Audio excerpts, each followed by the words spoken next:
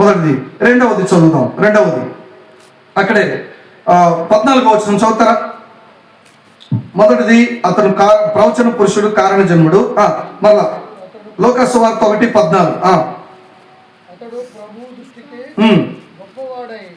చాలు చాలు చాలు. రెండవది, మొదటిది యోహాను ప్రవచన పురుషుడు, కారణ జన్ముడు. రెండవది ఆయన ఏమయ్యాడంట? అతడు ప్రభు దృష్టికి గొప్పవాడై అన్నమాట. ప్రభు దృష్టికి గొప్పవాడు. ప్రభు దృష్టికి గొప్పవాడు ఎవరు? యోహాను ప్రభు దృష్టికి గొప్పవాడు. ప్రభు దృష్టికి గొప్పవాడు. ఎందుకే యోహాను ప్రభు దృష్టిలో గొప్పవాడు, లోకం దృష్టిలో ఎక్కడ ఉన్నాడు యోహాను? ఎక్కడ పెరిగాడు? మనం చూస్తే మార్కు సువార్త 1వ అధ్యాయం మొదటి 5-6 వచనాలు చదివితే యోహాను ఎక్కడ పెరిగాడు? అడవిలో ఉన్నాడు. ఏం చేస్తా ఉన్నాడు? ఏం తింటున్నాడు? శరీరానికి బట్టలు కూడా లేవు సరిగా కదా. ఏం కట్టుకున్నాడు? తోలు తట్టిని కట్టుకొని ఏం తింటా ఉన్నాడు? మిడతలు తింటా ఉన్నాడు. అడవి తేనె తింటా ఉన్నాడు. వాస్తవానికి ఈ మిడతలు, అడవి తేనె ఎవరు తినే ఫుడ్? ఎవరు తినేదంటే చాలా పేదవారు తినే ఫుడ్. చాలా పేదలు తినే భోజనం. అంటే ఒక రకంగా సరి అయిన తినటానికి భోజనం కూడా లేనటువంటి జీవితం జీవిస్తా ఉన్నాడు. ఎవరు? యోహాను. వాస్తవానికి ఇలా అనుకోవచ్చు, యోహాను ఒకవేళ కనుక బ్రతకాలంటే ఎలా బ్రతకొచ్చు చెప్పండి? ఈ లోకంలో ఉన్నతమైన జీవితం జీవించగలిగే స్థాయి ఎవరిది? యోహాను. గొప్ప ధనవంతుడి కావాలనుకుంటే గొప్ప సుఖవంతమైన సౌకర్యాలు కలిగిన జీవితాన్ని జీవించగలిగే స్థాయి యోహాను.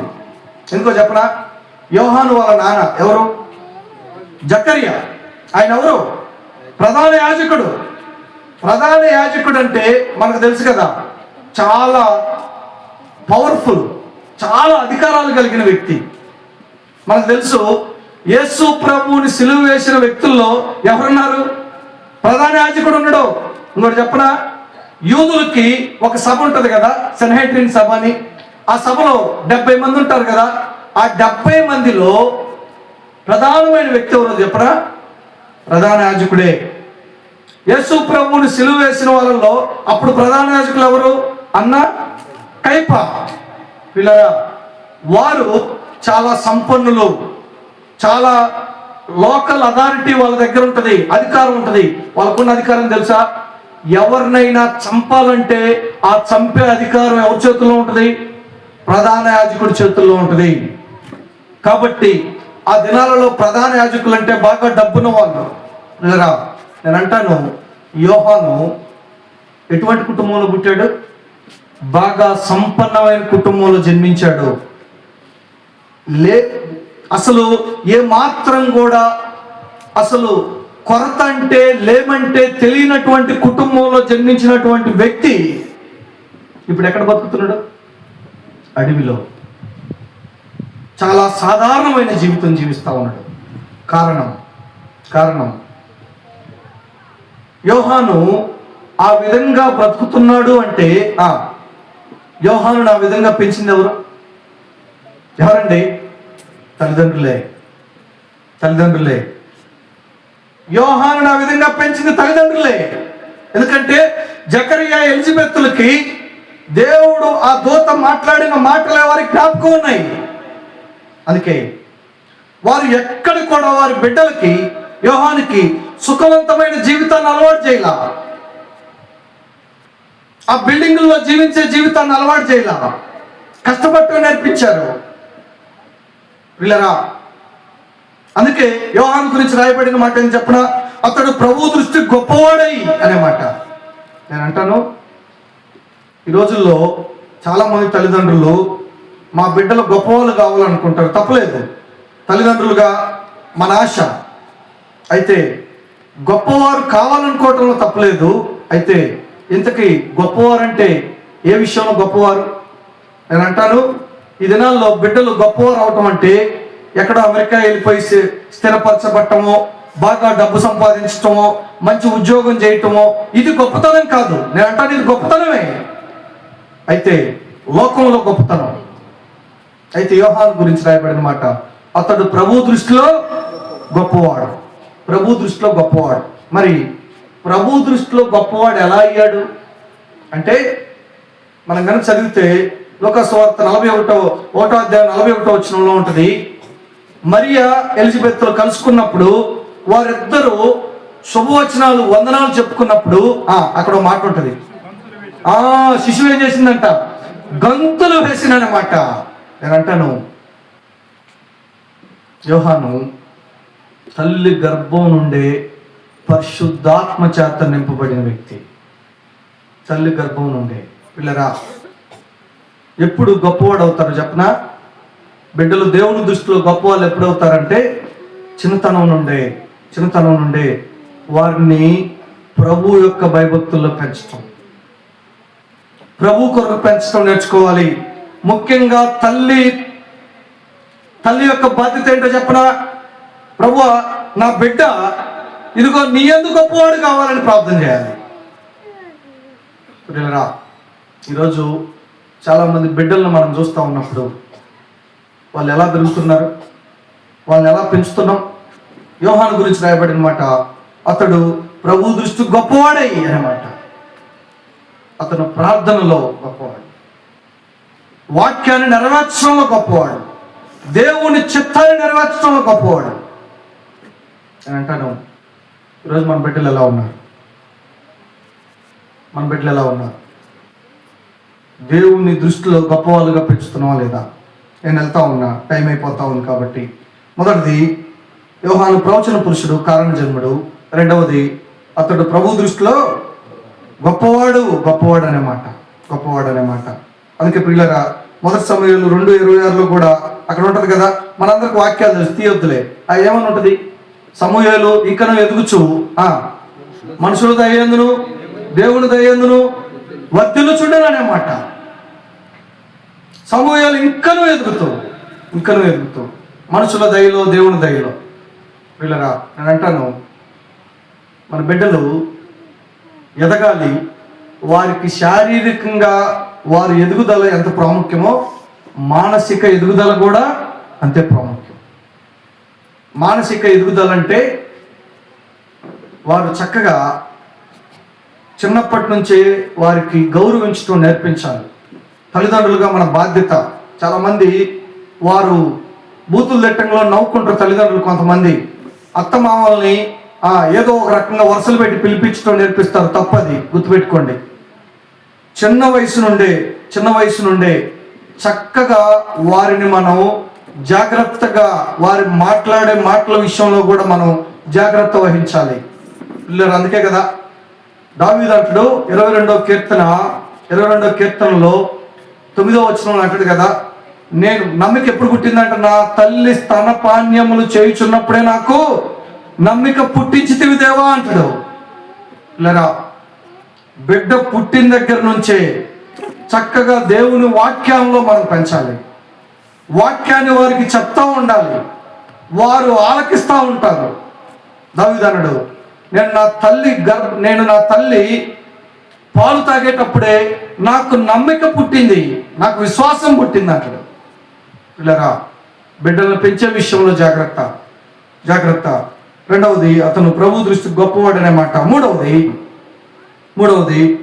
16వ వచనం చదువుతారా? 14-16 వచనాలు మళ్ళా. చాలు. మూడవది, ఎలా ఉన్నాడంట ఆయన? ద్రాక్ష రసమైనను మద్యమైనను త్రాగక అనేమాట. ద్రాక్ష రసం మద్యం తాగలేదు అంటే ఒక రకంగా ఈ మాటను బట్టి మనం ఏం అర్థం చేసుకోవచ్చు అంటే, యోహాను ఎలా పెరిగాడు తెలుసా? పవిత్రంగా పెరిగాడు, పరిశుద్ధంగా పెంచబడ్డాడు. పిల్లరా, నేను అంటాను, అతడు ద్రాక్ష రసమైనను మద్యమైనను తాగలేదు అంటే ఎందుకు? అలా పెంచింది ఎవరు? తల్లిదండ్రులే. నేను అంటాను, బిడ్డలు బాగా పెరిగినా పెరగకపోయినా దానికి బాధ్యులు ఎవరు? తల్లిదండ్రులే. పిల్లరా, యోహాను చాలా పవిత్రంగా పెరిగాడు, పరిశుద్ధంగా పెరిగాడు. ఎక్కడ కూడా తన జీవితానికి కలంకాన్ని అంటుకోనియకుండా పెరిగాడు. అందుకే కదా మనం దానియేలు జీవితంలో చూసినా, దానియేలు జీవితంలో 1వ అధ్యాయం 8వ వచనంలో దానియేలు అక్కడ ఏమంటాడంటే, అక్కడ రాజుగారు పంపించిన భోజనం విషయంలో ఒక మాట అంటాడు కదా, ఏమంటాడంటే నన్ను నేను అపవిత్రపరచుకొనకూడదని ఉద్దేశించుకొనెను అనే మాట అంటాడు. దానియేలు ఉద్దేశించుకున్నాడంట, ఏమని? నన్ను నేను అపవిత్రపరచుకోకూడదు అని. ఇలాగ నేను అంటాను, ఇంతకీ ఆ మాట దానియేలు ఆ నిర్ణయం తీసుకున్నప్పుడు దానియేలు వయసు ఎంత ఉంటుంది? మహా అయితే 16-17 సంవత్సరాల వయసు దానియేలు. ఇంతకీ ఎక్కడున్నాడు? దేవుని మందిరంలో ఉన్నాడా? తల్లిదండ్రుల దగ్గర ఉన్నాడా? కాదు, ఎక్కడో పరాయి దేశంలో ఉన్నాడు, బానిసగా ఉన్నాడు. ఒక రకంగా చెప్పాలంటే దానియేలు ఉన్న స్థితిలో ఒక్కసారిగా రాజనగరం నుంచి, ప్యాలెస్ నుంచి బానిసగా అయిపోయాడు. తల్లిదండ్రులు ఉన్నారో లేదో తెలియదు, బ్రతుకున్నారో లేదో తెలియదు, ఏమయ్యారో తెలియదు. దేశం కాని దేశం వచ్చాడు, బానిసగా అయిపోయాడు. చివరికి తన దేశం వెళ్తాడో లేదో తెలియదు. ఒక రకంగా దానియేలు ఉన్న స్థితిని బట్టి దానియేలు దేవుడి మీద తిరుగుబాటు చేయాల్సిన వ్యక్తి. కానీ దానియేలు అన్నాడు, నా తల్లిదండ్రులు ఏమయ్యారో నాకు తెలియదు, ఒక బానిసగా వచ్చాను, నేను బతుకుంటానో లేదో నాకు తెలియదు, ఎంతకాలం నన్ను ఉంచుతారో నాకు తెలియదు.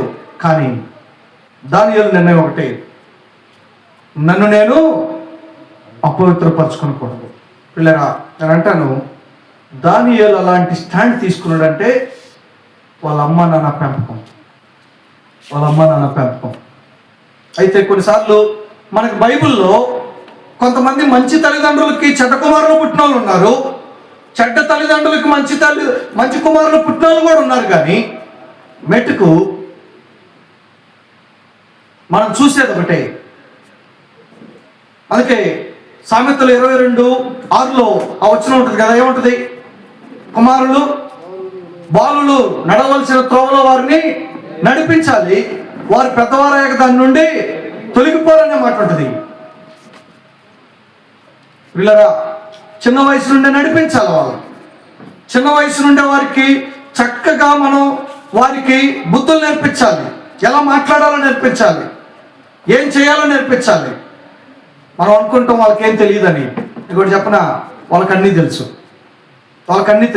నేను అంటాను, గుర్తుపెట్టుకోండి, ఈరోజు చాలామంది తల్లిదండ్రులు బిడ్డల్ని వాళ్ళు అనుకుంటారు మేము చేసే వీళ్ళకి తెలియదులే అనుకుంటారు. గుర్తుపెట్టుకోండి పిల్లరా, మనం చేసే ప్రతిదీ, మనం మాట్లాడే ప్రతిదీ వాళ్ళకి తెలుసు. మీకు చెప్పనా, మా బాబు ఇప్పుడు 8 years వాడికి. నేను 5వ సంవత్సరం నుంచి చూస్తున్నా. 5వ సంవత్సరం నుంచి వాడు కదలికలు, వాళ్ళ యొక్క పనులు మనం గమనిస్తే ఆశ్చర్యపోతాం. ఒకసారి నేను సెల్ తీసుకొని మా సోఫాలో కూర్చొని ఏదో మామూలుగా ఏదైనా మెసేజెస్ వచ్చినాయేమో చూస్తూ ఉన్నా. కాలు మీద కాలు వేసుకొని సోఫాలో కూర్చున్నా. వెంటనే నా కొడుకు ఏం చేసాడు తెలుసా? వాడు వెళ్ళిపోయి వాళ్ళ అమ్మ సెల్ తెచ్చుకొని నేను ఎలాగైతే కూర్చున్నానో అలానే కూర్చొని కాలు మీద కాలు వేసుకొని సెల్ చూస్తా కూర్చున్నాను. వాళ్ళ అమ్మ వచ్చి ఏమంటాడు చూడండి అంది. మా భార్య చూస్తే నువ్వేం చేస్తున్నావు వాడు అదే చేస్తున్నాడు చూసావా. తర్వాత నేను ఒకరోజు వాక్యం ప్రిపేర్ అవుదామని కూర్చొని బైబిల్, నోట్స్, కామెంటరీస్ అన్ని ముందు పెట్టుకున్నా. వాడు కూడా ఏం చేశాడు తెలుసా? ఒక ర్యాక్లోకి వెళ్ళి వాడి చేతికి అందిన బుక్స్ అన్నీ తెచ్చాడు, పడేసి ఆడు కూర్చున్నాడు. వాళ్ళ అమ్ముడిని ఏం చేస్తున్నావు రా అంది. నాకల్లి చూశాడు, నానేం చేస్తున్నాడు అదే చేస్తున్నా అన్నట్టు. అప్పుడు అనిపించింది నాకు, పిల్లరా మీకు కూడా చెప్పనా, మనం ఏం చెప్తామో అది చేయరోళ్ళు, మనం ఏం చేస్తామో అదే చేస్తారు. నువ్వు టీవీలు చూస్తా, అరే నువ్వు టీవీలు చూడొద్దురా అన్నావు అనుకో, ఏం కుదరదు. నువ్వు అబద్ధాలు ఆడతా, నువ్వు అబద్ధాలు ఆడొద్దురా అని చెప్పినావు అనుకో, ఏం జల్లదు. గుర్తుపెట్టుకో, ఒక రకంగా నువ్వేం చేస్తావు అదే చేస్తారు నీ పిల్లలు. నువ్వు ప్రార్థన చేసే అలవాటు ఉందనుకో, నీ బిడ్డలు ప్రార్థన నేర్చుకుంటారు. వాక్యం చదివే అలవాటు ఉందనుకో, వాక్యం చదవటం నేర్చుకుంటారు. ఇతరులకి గౌరవించే అలవాటు ఉందనుకో, నీకు నీ బిడ్డలు కూడా ఇతరులను గౌరవించడం నేర్చుకుంటారు. నీ అలవాట్లే నీ బిడ్డల్లో వస్తాయి. అది బాలురు నడవలసిన త్రోవలో వారిని నడిపించడం అంటే.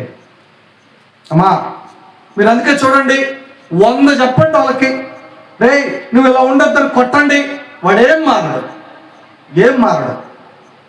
చాలామంది చెప్తా ఉంటారు, మా వాడు అసలు సెల్ ఫోన్ మానుకోవట్లేదండి అని. నేను అంటాను, ముందు నువ్వు మానితే కదా మీ వాడు మానేది.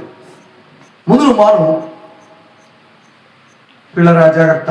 అందుకే నేను మొదట్లో నా మాట అన్నా, బిడ్డలను కనటం చాలా ఈజీ, పెంచడం చాలా కష్టం ఈ రోజుల్లో. అందుకే అతడు ద్రాక్షారసమైనను మద్యమైనను త్రాగక అని ఉంది. యోహాను పవిత్రంగా పెంచబడ్డాడు తల్లిదండ్రుల చేత. బిడ్డలను పవిత్రంగా పెంచడం తల్లిదండ్రుల బాధ్యత. చిన్న వయసు నుండే వాళ్ళకి పవిత్రత గురించి నేర్పించాలి. ఏది తప్పో నేర్పించాలి, ఏది మంచో చెప్పాలి, ఏది చెడో చెప్పాలి. అలా చెప్పకపోతే ఒకనొక రోజు వారు పాడైపోతారు, చెడిపోతారు. పిల్లరా, యోహాను పవిత్రంగా పెంచబడ్డాడు. మూడవది, నాలుగవది నాలుగో మాట చదువుతారా? 16వ వచనం. తల్లి గర్భం మొదలుకొని పరిశుద్ధాత్మతో నిండుకొనిన వాడై ఇశ్రాయేలుడు అనేకులను ప్రభువు అయిన వారి వైపుకు, దేవుని వైపుకు. చాలు. 4వది, ఆయన ఏం చేశాడంట? అనేకులను దేవుని వైపుకు త్రిప్పినవాడు. పిల్లరా, ఎప్పుడైతే ఒక బిడ్డ చక్కగా దేవుని భయంలో పెంచబడతారో, పవిత్రంగా పెంచబడతారో, ఆ వ్యక్తి జీవితంలో దేవుని ఉద్దేశాలు ఏమవుతాయి? నెరవేర్చబడతాయి. యోహాను జీవితంలో దేవుని ఉద్దేశాన్ని సంపూర్ణంగా నెరవేర్చిన వాడు యోహాను. అందుకే యోహాను గురించి రాయబడిన మాట ఏది చెప్పనా? అనేకులను ఆయన దేవుని వైపుకి ఏం చేశాడంట? త్రిప్పాడనే మాట. అందుకే మీరు చూడండి, యోహాను అడవిలో ఉంటే అడవిలోకి జనాలు పరిగెత్తుకుంటా వచ్చారు యోహాను దగ్గరికి. యోర్దాను నది తీరాన ఉంటే జనాలు పరిగెత్తుకుంటా వచ్చారు. నాకు తెలిసి యోహాను ఎప్పుడు వారికి వాక్యాన్ని ప్రకటించలా. కానీ వాళ్ళందరూ వచ్చి యోహాను అడిగిన మాట, అయ్యా మేమేం చేయాలి అన్నప్పుడు, ఇదిగో మీరు పాపాలు ఒప్పుకోండి అని చెప్పాడు. పాపాలు ఒప్పుకోమని చెప్పాడు. వాళ్ళందరికీ బాప్తిస్మం ఇచ్చాడు. ప్రభు మార్గాల్ని సరళం చేసిన వ్యక్తి, అనేకులను దేవుని వైపుకు త్రిప్పిన వ్యక్తి యోహాను. అందుకే యోహాను గురించి యోహాను సువార్త 5:35లో రాయబడిన మాట ఏం చెప్పిన, అతడు మండుచు ప్రకాశించున్న దీపం అనే మాట రాయబడి ఉంది. యోహాను ఎవరంటండి? అతడు మండుచు ప్రకాశించున్న దీపం అని అంటాను. మన బిడ్డలు చక్కగా దేవుని ఉద్దేశాలను నెరవేర్చబడే వారిగా పెంచగలిగితే, దేవుడు ఏ ఉద్దేశంతో అయితే మన చేతుల్లో మన బిడ్డలు మనకిచ్చాడో ఆ ఉద్దేశాలు చొప్పున తల్లిదండ్రులుగా మనం పెంచగలిగితే, మనం చక్కగా దేవుడి దగ్గర ఒక మాట చెప్పొచ్చేమో, ప్రభువా నువ్వు నాకు అప్పగించిన బాధ్యత విషయంలో నేను నమ్మకంగా నా పనిని నేను నెరవేర్తించానని. పిల్లరా, అందుకో దైవజనుడు అంటాడు, దేవుడు బిడ్డల్ని మన చేతులకు ఇచ్చింది ఎందుకో చెప్పనా? మనం కస్టోడియన్స్ అంటే తెలుసుగా, మనము వారి బాధ్యతను నెరవేర్చడంలో భాగంగా దేవుడు వారిని మనకి అప్పగించాడంట. కాబట్టి చిన్న బిడ్డల్ని చక్కగా చిన్న వయసు నుండే దేవుని భయభక్తుల్లో మనం పెంచడం నేర్చుకోవాలి. అప్పుడు వారు పెద్దయ్యాక దేవుని ఉద్దేశాలను నెరవేర్చే వారిగా మార్చబడతారు. మీరు చూడండి, చాలామంది తల్లిదండ్రులు, మా వాడు మా మాట వింటలేదండి, మా వాడు మా మాట లెక్క చేయట్లేదండి, ప్రార్థన చేయండి అంటారు. నువ్వు చిన్నప్పుడు సరిగా పెంచుంటే ఇప్పుడు ఆ పరిస్థితి రాదు. అందుకే మనకు తెలుసు కదా, మొక్క వంగనది మానవ వంగున అని. చిన్న వయసు నుండే వారికి చక్కగా మనం వారిని దేవుని భయంలో పెంచాలి. అందుకే యోహాను అతడు అనేకులను దేవుని వైపుకు త్రిప్పినవాడు. ఏ ఉద్దేశంతో అయితే ఆ రోజు దూత జకర్యాతో మాట్లాడిందో ఆ ఉద్దేశాలను సంపూర్ణంగా యోహాను జీవితంలో నెరవేర్చడం మనం చూస్తాం. అమ్మా జోయల్, దేవుడు ఇచ్చి మీకు ఆల్రెడీ 1 year అవుతా ఉంది. అయితే ఆ బిడ్డ విషయంలో మనం కేర్ తీసుకోవాలి. ప్రభువా, ఈ బిడ్డను మాకు ఇచ్చావు, ఈ బిడ్డను జాగ్రత్తగా మేము పెంచడంలో కావలసిన జ్ఞానం మాకు ఇవ్వండి అని అడగాలి. చక్కగా ఆ బిడ్డ ప్రతి విషయంలో దేవా నీ చిత్తంలో ఈ బిడ్డను పెంచాలి ప్రభువా అని దేవుని అడగండి. చక్కగా బిడ్డ దేవుని చిత్తాన్ని నెరవేర్చేవాడిగా పెంచబడతాడు. 5వ చెప్పి నేను ప్రార్థన చేస్తా 2-3 నిమిషాల్లో. 17వ వచనం చదువుతారా? 17వ వచనం. మరియు అతడు తండ్రుల హృదయములను ఉమ్, పిల్లల తప్పుకును ఉమ్, అవిధేయులను నీతిమంతుల జ్ఞానం అనుసరించుటకు ఉమ్, ఉమ్, ప్రభు కొరకు ఆయుక్తపడి ఉన్న ప్రజలను సిద్ధపరచుటకై ఉమ్, ఏలియా యొక్క ఆత్మయు శక్తి గలవాడై ఉమ్, ఆయనకు ముందుగా వెళ్ళిన కనుక ఉమ్, నీకు సంతోషమును మహా ఆనందమును కలుగు. ఉమ్, అతడు పుట్టినందున ఉమ్. సంతోషిస్తున్నాడు. చాలు. అతడు పుట్టినందున అనేకులు సంతోషించారు. పిల్లరా, నేను అంటాను యోహాను గురించి చిట్ట చివరిగా చెప్పబడిన మాట, అతడు పుట్టినందున అనేకులు సంతోషించారు. మరి నా జీవితాన్ని చూసినప్పుడు మరి ఎవరైనా చెప్తున్నారా, ఇదిగో ఈ వ్యక్తిని బట్టి మాకు సంతోషం ఉందని? అమ్మా, యోహాను పుట్టినందున అనేకులు సంతోషించారంట, అనేకులు సంతోషించారు.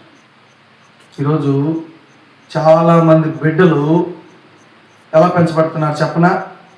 తల్లిదండ్రులు ఈరోజు పేపర్లో మనం చూస్తున్నాం కదా, తల్లిదండ్రులను బిడ్డలు చంపేస్తూ ఉన్నారు. తల్లిదండ్రులు చంపేసే బిడ్డలు ఉన్న కాలం ఇది. కారణం వారు ఇష్టం వచ్చినట్లుగా పెరిగారు. అందుకే కొంతమందిని చూస్తే అనిపిస్తుంది అసలు వీళ్ళు పుట్టకపోతే మేలు అనిపిస్తుంది. ఎందుకంటే వాళ్ళ బ్రతుకులు అలా ఉంటాయి. కొంతమంది బిడ్డలు వాళ్ళ తల్లిదండ్రులకి బాధ తెచ్చేవారుగా ఉంటారు, వారు సమాజానికి బాధ కలిగించే వాళ్ళుగా ఉంటారు. అయితే యోహాను గురించి రాయబడిన మాట, అతడు పుట్టినందున అనేకులు సంతోషించారు. పిల్లరా, మరి మన బిడ్డలు గురించి ఒకనొక రోజు సమాజంలో చుట్టుపక్కల వారు, దేవుని ప్రజలు చెప్పాల్సిన మాట అని చెప్పిన ఈ బిడ్డను బట్టి అనేకులకు సంతోషం కలుగుతూ ఉంది. అది సంఘంలో, సమాజంలో, కుటుంబంలో కావచ్చు. మరి ఒక బిడ్డ జీవితంలో ఆ మాట ఎప్పుడు నెరవేర్చబడుద్ది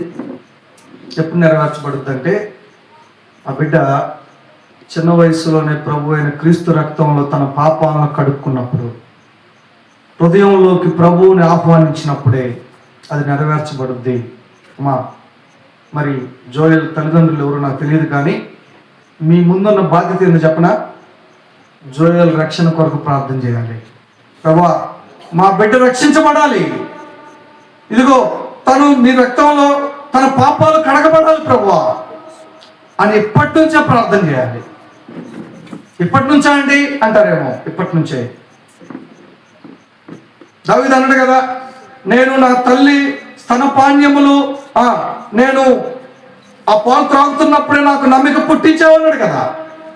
అమ్మా, నేను అంటాను చిన్న వయసులోనే మారు మనసులోకి నడిపించగలగాలి పిల్లల్ని.